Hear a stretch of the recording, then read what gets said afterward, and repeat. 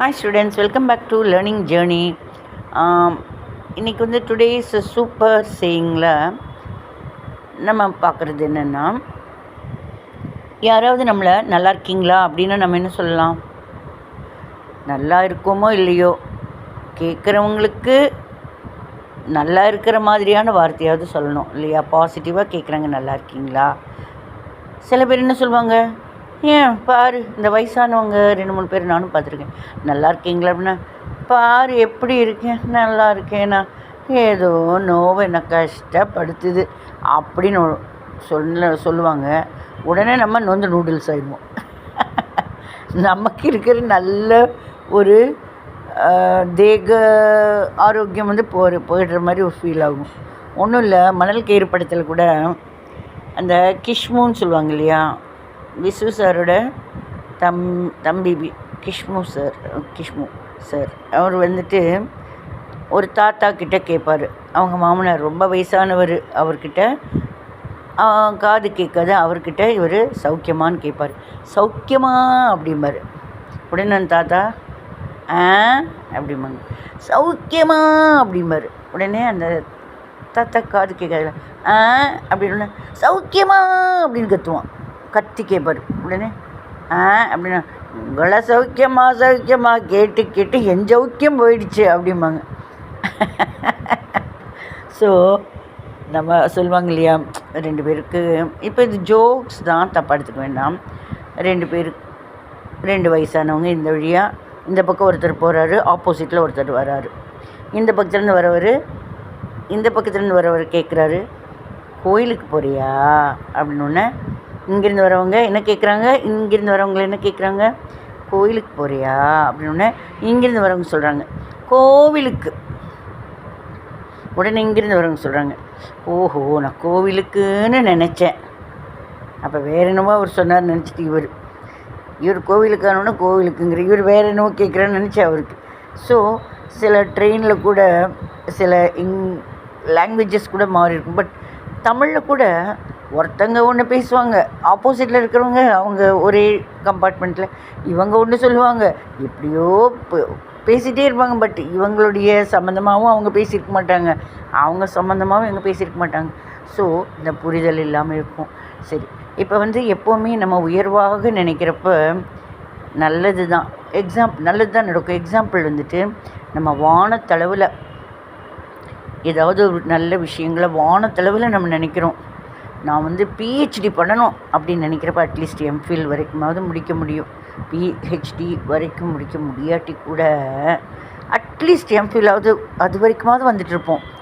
ஆனால் நான் 10வது படித்தா போதும் அப்படிங்கிறப்ப 3ஆம் கிளாஸோடு நின்றுவோம்.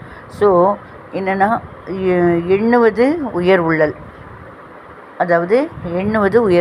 எப்போவுமே நம்ம ஒன்றும் இல்லை, ஒரு நாளைக்கு காலையில் டைம் மேனேஜ்மெண்ட்டுன்னு சொல்லுவாங்க இல்லையா, காலையில் நாளைக்கு என்னென்ன ஒர்க் பண்ணணும் அப்படிங்கிறத ஒரு 10 ஒர்க்கு நம்ம அலாட் பண்ணி வச்சிட்டோம்.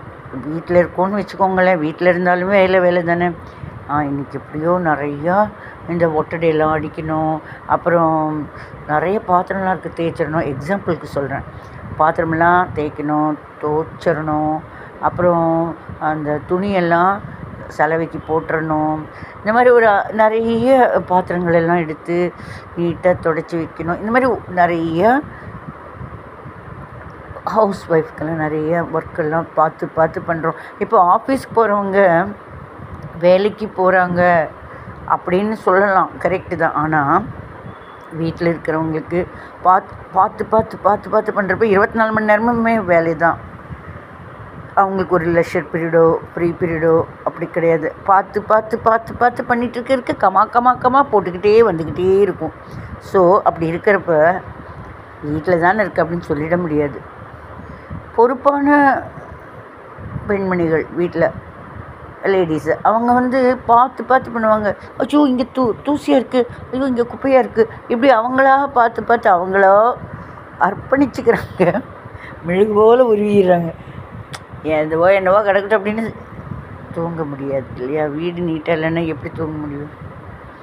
ஸோ பார்த்து பண்ணலாம். ஆனால் ஆஃபீஸில் போனால் கூட அவங்களுக்கு லன்ச் டைம், டீ டைம், இந்த மாதிரி கூட இருக்குது. காலேஜ் ஸ்கூலு இந்த மாதிரி கூட லெஷர் பீரியடு. லெஷர் பீரியட் எல்லாம் இருக்குது. பட்டு வீட்டில் இருக்கிறவங்களுக்கு நிறைய ஒர்க் இருக்கும் இல்லையா, பொறுப்பாக பண்ணிகிட்ருக்காங்க ஒர்க்கெல்லாம். ஸோ நம்ம வந்து நிறைய ஒரு 7-8 ஒர்க்கு இருக்குது அப்படின்னு நம்ம நாளைக்கு இத்தனை வேலையில் முடிக்கணும்னு எழுதிட்டோன்னு வச்சுக்கோங்களேன். முடிக்க டிக்கு போட்டுட்டு அதை வந்து ஸ்டார் போட்டுக்கலாம்.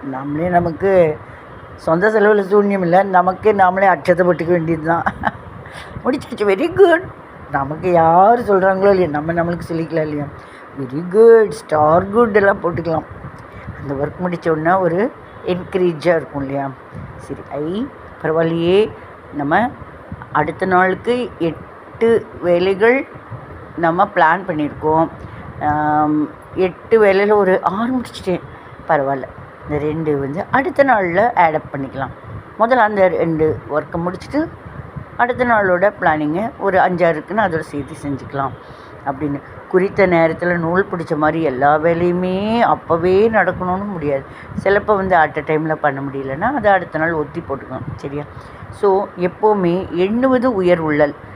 நிறைய நல்லதுன்னு நினச்சா, இப்போ வந்து நான் வந்து மாதம் 50,000 சம்பாதிக்கணும், அந்தளவுக்கு நான் என்னை வந்து டெவலப் பண்ணிக்கணும். 50,000ன்னு அந்தளவுக்கு நம்ம ஸ்டஃப்டு ஐட்டமாக நல்ல ஸ்டஃப் இருக்கணும் இங்கே. அது வந்து இப்போத்து காலத்தில் லைஃப் ஸ்கில்ஸு என்னென்ன கம்ப்யூட்டர் ரிலேட்டடு எதெல்லாம் ஒர்க்கு, என்னென்ன ஒர்க்கெல்லாம் நமக்கு தேவையோ, என்னென்ன ஒர்க்கெல்லாம் பண்ணினா இந்த அளவுக்கு பணம், அதாவது நல்ல வழியில் சொல்கிறேன், அதுக்கேற்ற மாதிரி உண்டான படிகளை நம்ம கடந்து செல்லலாம். சரியா?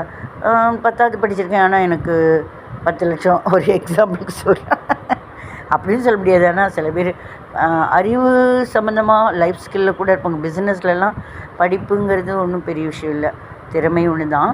பட் எது ஒன்றுமே திறமையை வளர்த்திக்கலாம். திறமையினால் நம்ம நல்ல விதத்தில் சம்பாதிக்க முடியும்னா திறமையை வளர்த்திக்கலாம். இல்லை அறிவு வந்துட்டு நம்ம படிப்பு மூலமாக செலுத்தி கூட வளர்த்திக்கலாம். ஸோ எது ஒன்றுமே உயர்வாக நினைக்கலாம். இது போதும், 10,000 போதும் எனக்கு மாதத்துக்கு அப்படின்னா எப்படி பத்தாது? அதுவும் இந்த காலத்தில் பத்தாது இல்லையா? ஸோ எண்ணுவது உயர் உள்ளல். எப்போவுமே உயர்ந்து நிறைய விஷயங்கள் நல்ல ஹை லெவலில் நம்ம திங்க் பண்ணால் தான் ஒரு 100% நம்ம திங்க் பண்ணால். எக்ஸாமுக்கே 100 வருஷம் எக்ஸாமுக்கே 100 மார்க் எடுக்கணும்னு நினச்சா தான் அட்லீஸ்ட் ஒரு 80வது எடுக்கலாம். 40 மார்க் போதும், பாஸ் ஆனால் போதும் அப்படின்னு ஒரு 20 மார்க் ஃபெயில் ஆயிடும். ஸோ நம்ம எண்ணுவது நினைப்பது உயர்ந்த விதமாக இருக்கணும். இதுதான். சூப்பராக்கா, லைக் பண்ணுங்கள். சூப்பராக இருந்தால் தேங்க்யூ.